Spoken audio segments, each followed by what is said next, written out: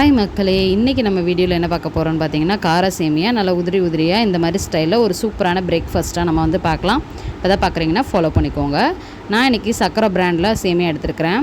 அதுக்கு ஒரு பாத்திரத்தில் 2 டேபிள் ஸ்பூன் அளவுக்கு ஆயில் சேர்த்துட்டு கொஞ்சமாக கடுகு ஆட் பண்ணிக்கலாம். ஒரு பச்சை மிளகா, ஒரு பெரிய வெங்காயத்தை கட் பண்ணி போட்டுக்கிறேன், ஒரு தக்காளி, அதுக்கப்புறம் குடமிளகா, அரை குடமிளகாவை கட் பண்ணி சேர்த்துக்கிறேன். இது கூடவே வந்து கருவேப்பிலை போட்டு நல்லா வந்து வதக்கிக்கலாம். இது சீக்கிரமே வதங்கிறதுக்கு சேமியாவுக்கு தேவையான உப்பை 1.5 ஸ்பூன் இப்போயே நான் சேர்த்துக்கிறேன். சேர்த்துட்டு நல்லா மிக்ஸ் பண்ணி விட்டுட்டு கொஞ்சம் ஒரு 5 நிமிஷம் தட்டு போட்டு மூடினீங்கன்னா சீக்கிரமே தக்காளி வெங்காயம் நல்லா வந்து வதங்கிரும். இந்த ஸ்டேஜில் 1/4 டீஸ்பூன் அளவுக்கு இஞ்சி பூண்டு பேஸ்ட் வந்து ஆட் பண்ணிக்கலாம். ஆட் பண்ணிவிட்டு இஞ்சி பூண்டு பேஸ்ட்டு பச்சை வடை போனதுக்கப்புறம் 1 டீஸ்பூன் அளவுக்கு மிளகாத்தூள் சேர்த்துட்டு 1/4 டீஸ்பூன் மஞ்சத்தூள் சேர்த்து நல்லா வந்து வதக்கிக்கோங்க. பச்சை வடை போனதுக்கப்புறம் ஒரு 2 கிளாஸ் அளவுக்கு தண்ணி சேர்த்துக்கிறேன். தண்ணி சேர்த்துட்டு கொதி வந்ததுக்கப்புறம் நம்ம எடுத்து வச்சுருக்கக்கூடிய சேமியாவை போட்டு அப்படியே மெதுவாக கிண்டிக்கிட்டே இருந்தோம்னா சீக்கிரமே வெந்துடும்.